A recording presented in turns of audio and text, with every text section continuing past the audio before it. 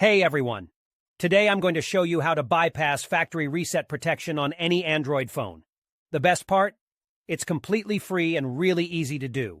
You know when you reset your phone and it asks for your Google account? Well, with this method, we can bypass that step and gain full access to the phone.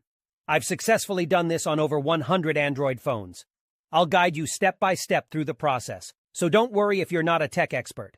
Just follow along and soon you'll be able to unlock any Android phone without any hassle. Okay, so the next step is to use this website to remove the factory reset protection lock from your Android phone. To do this, you'll need to provide 3 important details: your phone's exact model, its IMEI number, and a valid email address where you can receive notifications. Now you might be wondering how to find your phone's IMEI number. Well, there are several ways to do this.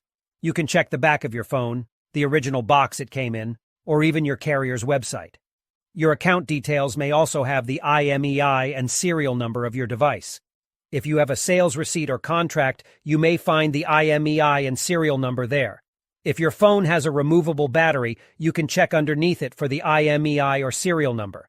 However, if your phone doesn't have a removable battery, don't try to remove it or you may damage your device. Once you have your phone's IMEI number, you'll need to fill out a simple form on the website with your phone model, IMEI number, and a valid email address.